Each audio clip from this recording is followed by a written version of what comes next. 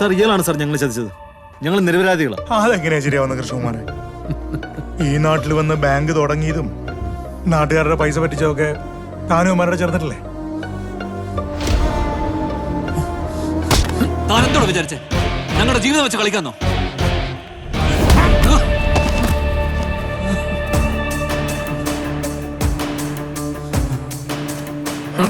ആദ്യം അവനെ ഷോക്ക് നിർക്കാറോട്ടെ സാറേ.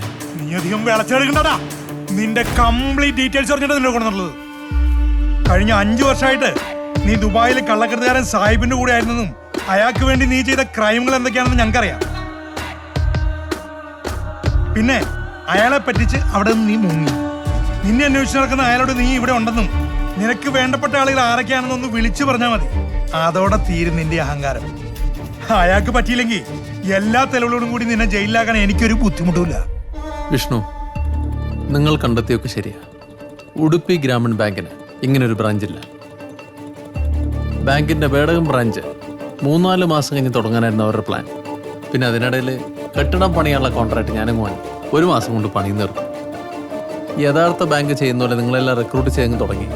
പിന്നെ അടുത്തപ്പോഴോ ബാങ്ക് തുടങ്ങുന്ന നാട്ടുകാർക്ക് അറിയുന്നുണ്ട്. ആർക്കും ഒരു സംശയം തോന്നിയില്ല. സാർ, എനിക്കൊരു കുടുംബമുണ്ട്. എന്നെ ക്രമപ്പെടുത്തരുത് പ്ലീസ് സാർ. ഇമോഷണൽ ആവില്ലേ കൃഷ്ണകുമാറെ? ഞാൻ ഇന്റർവ്യൂ ചെയ്യപ്പോൾ ചോദിച്ചല്ലേ നിങ്ങൾ ആരെങ്കിലും എന്തെങ്കിലും ക്രൈം ചെയ്തിട്ടുണ്ടോ എന്ന്? ഓർമ്മയില്ലേ? നിങ്ങൾ നിയമം ലംഘിച്ച് എന്തെങ്കിലും ചെയ്തിട്ടുണ്ടോ? No sir. ഇല്ല. ഇല്ല. ഇല്ല ഇല്ല ഇല്ല സർ. പിടിക്കില്ല എന്ന് ഉറപ്പുണ്ടെങ്കിൽ നിയമം ലംഘിച്ചൊരു ക്രൈം ചെയ്യുന്നതിനെ കുറിച്ച് എന്താണ് അഭിപ്രായം? അത് പിടിച്ചാലും ഇല്ലെങ്കിലും ക്രൈം ചെയ്യാൻ പാടില്ല. ഞാൻ ദൈവത്തിൽ വിശ്വസിക്കുന്ന ആളാ സാറേ. ചാക്കോ പാപം ചെയ്യത്തില്ല. കുറ്റബോധം കൊണ്ട് പിന്നെ സമാധാനം പോവും.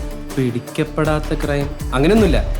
എന്തെങ്കിലും പിടിക്കും. Never sir. കാരണം എന്തെങ്കിലും പിടിക്കപ്പെടുമെന്നുള്ളൊരു പേടി കൊണ്ട് എനിക്ക് ഒരിക്കലും ഉറങ്ങാൻ പറ്റില്ല സർ. കൃഷ്ണകുമാറിന്റെയും ഭാര്യ അഴകിയുടെയും പേരിലെ സേലം സൗത്ത് പോലീസ് സ്റ്റേഷനിൽ ഒരു മർഡർ കേസ് ഉണ്ടല്ലോ.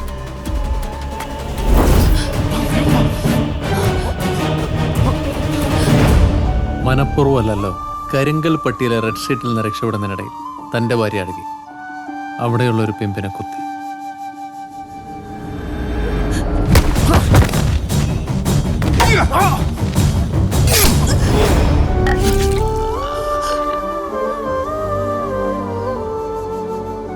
പിടിച്ചാ ജീവപര്യന്തം രണ്ടാക്കും.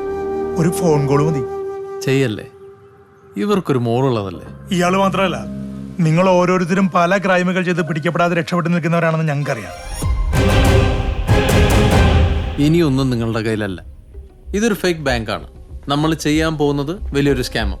2 മാസം കൂടി നമ്മൾ ഈ ബാങ്ക് നടത്തും. കൂടെ നിന്നാ നിങ്ങൾക്ക് ഓരോരുത്തർക്കും ജീവിതത്തിൽ സെറ്റിലുള്ള എമൗണ്ട് ഞാൻ തരും. അതല്ല വേറെ വല്ല ഉദ്ദേശമാണെന്നുണ്ടെങ്കിൽ ഇപ്പോൾ ഉള്ള പഴയ കേസുകൾക്ക് പുറമെ വ്യാജ ബാങ്ക് നടത്തിയതിനും നാട്ടുകാരുടെ നിന്ന് ഡെപ്പോസിറ്റ് പിരിച്ചതിനും ബട്ടൻ്റെ നിന്ന് പൈസ വാങ്ങി ഉൾപ്പെടെയുള്ള കേസുകൾ ഒരുപാടുണ്ടാവും. എല്ലാവർക്കും കാര്യങ്ങളൊക്കെ മനസ്സിലായല്ലോ. അപ്പൊ നാളെ മുതൽ ഒന്നും സംഭവിക്കാത്ത പോലെ ബാങ്ക് പ്രവർത്തിക്കണം. ഞങ്ങൾ പറയുന്നവരെ ബാങ്കിൽ നിങ്ങൾ ജോയിൻ ചെയ്തതോടൊപ്പം നിങ്ങളെല്ലാവരും ഈ സ്കാമിന്റെ ഭാഗമായി കഴിയും. ഇനി എൻ്റെ പ്ലാൻ അനുസരിച്ച് മാത്രം മുന്നോട്ട്. മുസ്തഫ സർ, ഇവരെ കൊണ്ടുവിടും. Okay sir.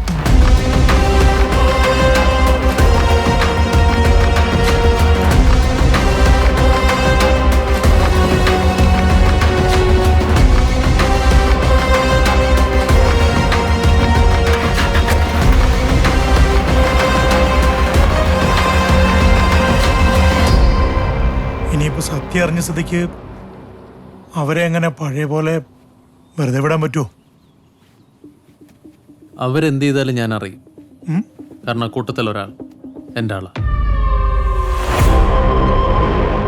എന്തെയാണ് ബാങ്ക് ഫേക്കാണെന്ന് അറിയില്ലായിരുന്നല്ലോ. സത്യം ഈ അറിഞ്ഞുകൊണ്ട് അഭിനയിക്കുക എന്നുള്ളതാണ് വലിയ പാട്. ചാക്കോ, ചാക്കോ, ഒരു ചായ വാങ്ങിച്ചിട്ടുണ്ടോ? ചാക്കോ, സാറിപ്പം മാനേജറും കോപ്പൊന്നും അല്ലല്ലോ. വേണമെങ്കിൽ തന്നെ പോയി അങ്ങ് മേടിച്ചാൽ മതി. ഒച്ചപ്പാടാക്കണ്ട, കേറി വാട്ടാ. പടച്ചോനെ എന്തടങ്ങാറാണോ സാറേ, കേറി വാ. ഇതെല്ലാം നമ്മളെ സ്കൂളിലെ കുഞ്ഞു മക്കള്. ഇവിടുത്തെ ആദ്യത്തെ ബാങ്കല്ലേ, അവർക്ക് ബാങ്കെല്ലാം ഒന്ന് കാണിച്ചു കൊടുക്കാന്ന് വെച്ച് കൂട്ടിക്കൊണ്ടെന്ന്. നന്നായി ഗോപി. ഇത് ബാലേന്ദ്ര സാർ, SB മാനേജർ ആയിരുന്നു. 2 മാസം മുമ്പ് സേലം ബ്രാഞ്ചിൽ നിന്ന് റിട്ടയർ ചെയ്തു. മക്കൾക്ക് ബാങ്കിന്റെ പരിപാടിയല്ലെന്ന് പറഞ്ഞു കൊടുക്കാലോ എന്ന് വെച്ചിട്ട് സാറ് വന്നത്. അപ്പൊ ഞാനാന്ന് പറഞ്ഞ് നമ്മളെ സ്വന്തം ബാങ്ക് ഉണ്ടല്ലോ, വേറെ എവിടെയും പോകണ്ടല്ലോ. അപ്പൊ ക്ലാസ് ഇവിടെ നിന്ന് ആയിക്കോട്ടെ എന്ന് വെച്ച്. മക്കളെ, നിങ്ങൾക്ക് ബാങ്കിനെ കുറിച്ച് എന്തെങ്കിലും അറിയാണ്ട് ചോദിച്ചോളൂ. പറ, നിങ്ങക്ക് എന്താ അറിയണ്ടേ? എങ്ങനെയാ ചേച്ചി ബാങ്കിൽ പൈസ ഇടണ്ടേ? ഞങ്ങളുടെയിലോട്ട് വന്നു വെച്ചാൽ മതി. ഇങ്ങനെയാണ് കുട്ടിയോട് പറഞ്ഞു കൊടുക്കേണ്ടത്. വ്യക്തമായ ഫോർമാലിറ്റീസും പ്രൊസീജിയറും വെച്ച് പറഞ്ഞു കൊടുക്കണം. അവര് പറയും പ്യൂണാണ് സാർ. അറിയാവുന്ന ആരെയും പറഞ്ഞു കൊടുക്ക്. ദേ, ഇതാണ് പൈസ ഇടാനുള്ള ഫോം. ഈ ഫോം നമ്മൾ പൂരിപ്പിച്ച ശേഷം പൈസയും ഫോമും നമ്മൾ ഇവിടെ കൊണ്ടുവന്ന് കൊടുക്കണം. ഓക്കെ? പൈസ നമ്മളിവിടെ സൂക്ഷിക്കും. പിന്നെ നിങ്ങൾക്ക് എപ്പോൾ ആവശ്യമുണ്ടോ അപ്പോൾ വന്ന് തിരിച്ചെടുക്കാം. നിങ്ങൾ എങ്ങനെയാ ബാങ്കിൽ പൈസ സൂക്ഷിക്കുന്നേ? എല്ലാവരും വന്നേ. തിരക്കാക്കല്ലേ, എല്ലാരും കൂട്ടി കയറി നിൽക്ക്. നിങ്ങളെല്ലാവരുടെയും വീട്ടിലെ അച്ഛനും അമ്മയും എവിടെയാ പൈസ വെക്കുക? ഇവിടെ നമ്മൾ അതൊരു ലോക്കറിലാ വെക്കുക. ഈ ലോക്കർ തുറക്കാൻ അത്ര എളുപ്പമല്ല. ഈ താക്കോൽ ഉണ്ടെങ്കിലേ പറ്റൂ. അയ്യേ, ഇതിന്റെ അകത്ത് കാശൊന്നുമില്ലല്ലോ. ബാങ്ക് ഇപ്പൊ തുടങ്ങിയിട്ടല്ലേ ഉള്ളൂ, അതാ പൈസയൊന്നും ഇല്ലാത്ത. അപ്പൊ നിങ്ങളൊക്കെ വീട്ടിൽ ചെന്ന് അച്ഛനോടും അമ്മയോടും പറയണം ഇനി വീട്ടിലുള്ള കാശൊക്കെ കൊണ്ടുവന്ന് ഈ ബാങ്കിൽ ഇടാൻ വേണ്ടിട്ട്. അപ്പോ വീട്ടില് കള്ളന്മാരെ പേടിക്കണ്ടല്ലോ. നമുക്ക് പോവാം.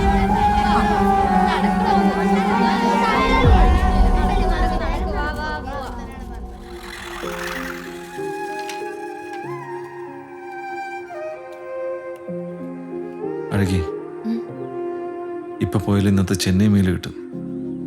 നീ അക്കാ വീട്ടിൽ പോയിട.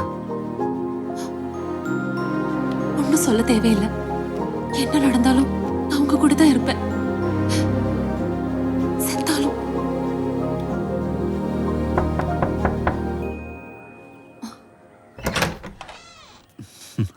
സാറ് ആ വിഷ്ണു, സാർ ഒരു സെക്കൻഡ്. ഓ കുടിക്കാൻ നിങ്ങളുടെ சரிங்க.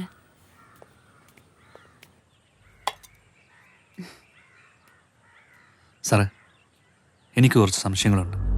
എന്ത്? നമ്മുടെ കൂട്ടത്തിൽ ആരോ ഒരാൾ അയാളുടെ ആളാണ്. ആരുടെ? വിജയുടെ. അതെന്താ അങ്ങനെ പറയാൻ കാരണം? സർ, നമ്മുടെ ഓരോ നീക്കവും വിജയ് കൃത്യമായി അറിയുന്നുണ്ട്. ഓരോ തവണ കാശ് വന്ന് ഡെപ്പോസിറ്റ് ചെയ്യുമ്പോഴും അവരത് കറക്റ്റായി വാങ്ങി പോകുന്നുണ്ട്. ഷേണായി വന്ന് കാശിട്ട കാര്യം അവരെങ്ങനെ കൃത്യമായി അറിഞ്ഞു? ശരിയാ, കാശ് വന്ന അരമണിക്കൂറിനുള്ളിൽ എനിക്ക് വിജയുടെ കോള് വന്നു.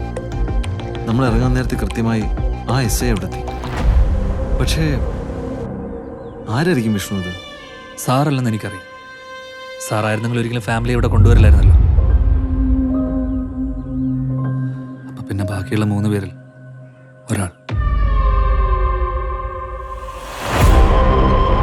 നാട്ടിലോ രക്ഷയില്ല. ഇവിടെയെങ്കിലും വന്നെങ്കിലും ഗതി പിടിക്കാന്ന് വെച്ചാ അതും ഇല്ല. ജോലി കിട്ടിയിട്ട് വേണം കടങ്ങളൊക്കെ തീർക്കണം എന്ന് വിചാരിച്ച. ശരിയാ, അതും തീരുമാനം. ഇനി ആരുടെ കയ്യിൽ നിന്നും കാശ് വാങ്ങരുത് സർ. കസ്റ്റമേഴ്സിനോട് എന്ത് പറയും വിഷ്ണു? എന്തെങ്കിലും പറഞ്ഞ് ഒഴിവാക്കണം സർ. അങ്ങനെ എന്തെങ്കിലും പറഞ്ഞ് ഒഴിവാക്കാൻ പറ്റില്ല. നാട്ടുകാർക്ക് സംശയം തോന്നില്ലേ? ഇപ്പൊ ഇത്തിരി ഡിലേ ആയിട്ടാണെങ്കിലും ട്രാൻസാക്ഷൻസ് നടക്കുന്നുണ്ട്. ഡെപ്പോസിറ്റ് പണം ആർക്കും തിരിച്ചു കിട്ടാൻ പോണില്ല. മെമ്പർ വരുന്നുണ്ട്. സ്ഥലം വിറ്റ് കാശ് ഡെപ്പോസിറ്റ് ചെയ്യാൻ വരാന്ന് പറഞ്ഞിട്ടുണ്ടായിരുന്നു. അതെ അതെ. ചാക്കോ, മെമ്പർ മേനേരെ കാണാൻ വന്നത് കണ്ടിട്ട് വരാം. സർ, ആ കാശ് വാങ്ങരുത്. എങ്ങനെ പാവപ്പെട്ട ഒരാളാണ്. ആ കാശ് മുഴുവൻ പോകും. സർ, എന്തെങ്കിലും പറഞ്ഞു വിട്. വിഷ്ണു ഇരിക്കൂ. എന്തല്ല? നമസ്കാരപ്പാ. ആ. മേനേരെ, ഞാൻ പറഞ്ഞില്ലേ സ്ഥലം വിറ്റ പൈസ ഉണ്ടെന്ന്, അത് ഇടാൻ വേണ്ടി വന്നത്. ഐശ്വര്യായിട്ട് അക്കൗണ്ട് ആക്ക്. മെമ്പറെ, ഈ ഇന്നത്തെ ദിവസം ഈ സാമ്പത്തിക ഇടപാടിനൊന്നും അത്ര പറ്റിയതല്ല. നിങ്ങ എന്നപ്പ പറയുന്നത്? ഇന്ന് നല്ല ദിവസം തിങ്കളാഴ്ച. ഇതെടുത്തിട്ട് റെസീറ്റ് ആക്കപ്പാ. അല്ല അത് എടുക്കപ്പാ. എണ്ണി നോക്ക്.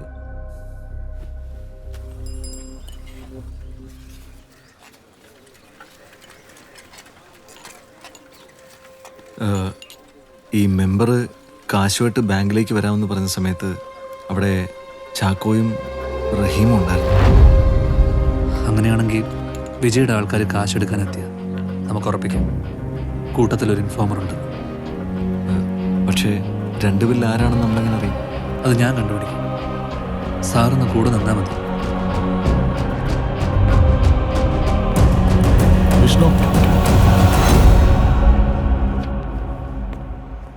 ഇന്ന് വന്ന ക്യാഷ് എടുക്ക്. ഇന്ന് കാശൊന്നും വന്നില്ല.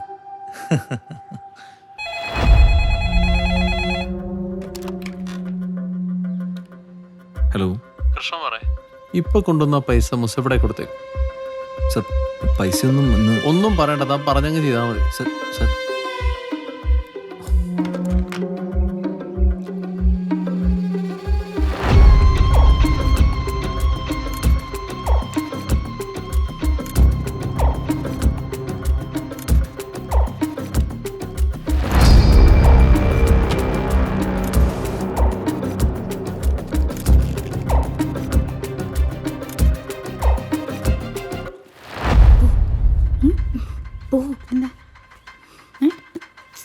സുധാകരേട്ടൻ്റെ ആടെ തെയ്യുണ്ടായിന് കുറെ കാശൊക്കെ കിട്ടി.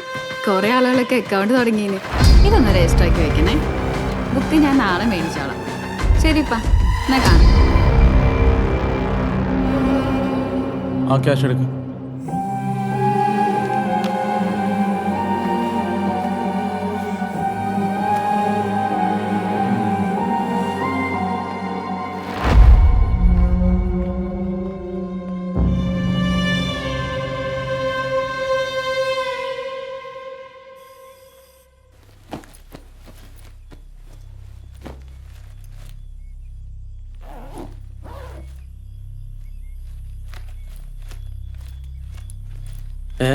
നീ എവിടെ പോകുന്നിപ്പോ?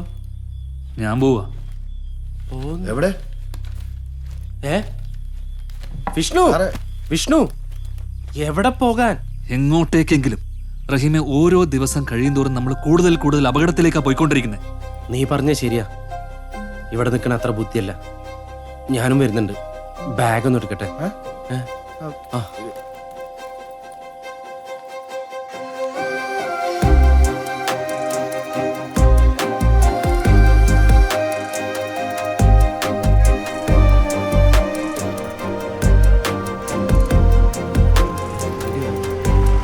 നിർത്ത് വണ്ടി നിർത്ത്. ആ വിഷ്ണു, വേണോ? കേറി കേറി. വേഗം തിരിച്ചാ.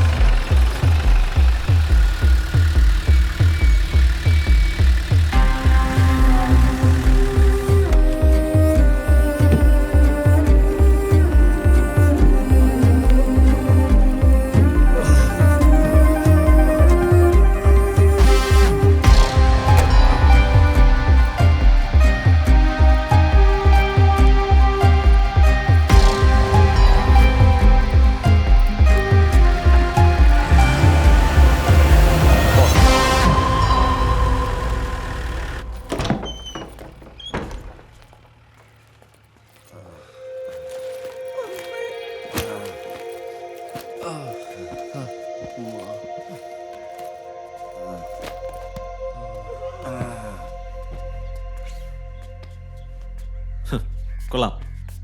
ഞങ്ങളെ പറ്റിച്ചിട്ട് ഒറ്റയ്ക്ക് അങ്ങ് രക്ഷപ്പെടാനായിരുന്നല്ലേ പ്ലാൻ? അപ്പൊ സാറായിരുന്നല്ലേ കൂടുതൽ ഒറ്റുകാരൻ? ഇന്നിവിടെ വരുമ്പോഴാണ് നിങ്ങൾ ആരോട് ഇല്ലെന്നുള്ള വിവരം ഞങ്ങൾ അറിയുന്നത്. നിങ്ങൾ മൂന്നുപേരിൽ ഒരാൾ ഒറ്റാതെ നിങ്ങൾ എങ്ങോട്ട് പോയി എപ്പോ പോയി വിജയ് എങ്ങനെ അറിയും?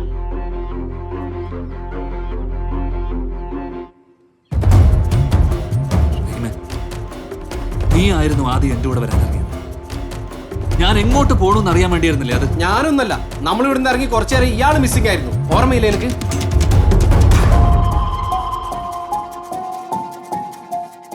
ചാക്കോ, അത് ഭാഗ്യം പാക്ക് ചെയ്ത് മുറിയും പൊട്ടി വരുമ്പോഴത്തേക്കും സമയമെടുക്കില്ലേ? അതുകൊണ്ടല്ലേ? സത്യം പറ ചാക്കോ. ഒന്ന് നിർത്തുന്നുണ്ടോ? ഇവരാരുമല്ല. ഞാനാ വിജയ് സാറിനെ വിളിച്ചു പറഞ്ഞു. ഇവിടെ വരുന്നതിന് മുമ്പ് എനിക്കറിയായിരുന്നു ഈ ബാങ്ക് ഫേക്ക് ആണെന്ന്. എനിക്ക് മാത്രമല്ല, ഈ ചാക്കോയ്ക്കും അറിയായിരുന്നു. നിങ്ങളെ മൂന്നുപേരെയും വാച്ച് ചെയ്യാനാ ഞങ്ങളെ ഏൽപ്പിച്ചേ. എന്ന് വെച്ച് ഞാൻ ആരും ചോദിച്ചിട്ടൊന്നുമില്ല. എനിക്ക് പൈസ കിട്ടണേ ഇവിടെ നടക്കുന്ന കാര്യങ്ങൾ പറയണമെന്ന് പറഞ്ഞു. ഞാൻ അത്രേ ചെയ്തുള്ളൂ. കൂടെ നിന്ന് ചതിച്ചിട്ട് ന്യായം പറയുന്നു ചാക്കോ. കൂടെ നിൽക്കാൻ നിങ്ങളാരാ? നമ്മൾ തമ്മിൽ വേറെ എന്ത് ബന്ധമുള്ളേ? വിജയ് സാറിന് വേണ്ട നിങ്ങളെ മൂന്നുപേരെയാ. വിഷ്ണു, നീ വലിയ നല്ലവനായതുകൊണ്ടൊന്നല്ലല്ലോ ഇവിടെ ഇങ്ങനെ വന്ന് നിൽക്കുന്നത്. ഒരു തരത്തിലല്ലെങ്കിൽ മറ്റൊരു തരത്തിലും നമ്മളെല്ലാരും ക്രിമിനൽസ് ആണ്. എന്ന് വെച്ച് വീണ്ടും വീണ്ടും ക്രൈം ചെയ്യണമെന്നുണ്ടോ? ഞാനതിനല്ല ഇവിടെ വന്നിരിക്കുന്നത്. ഞാനും അതിനല്ല ഇവിടെ വന്നിരിക്കുന്നത്. എനിക്ക് എന്നെ അനിയനെ ചികിത്സിക്കാൻ പൈസ വേണമായിരുന്നു. അതിനാ ഞാൻ ഇവിടെ വന്നേ. വെറും കൈയോടെ പോവാൻ ഞാനില്ല. ഇനി നിങ്ങൾ ആരും കൂടെ ഉണ്ടെങ്കിലും ഇല്ലെങ്കിലും ഞാൻ ഇവിടെ തന്നെ കാണും.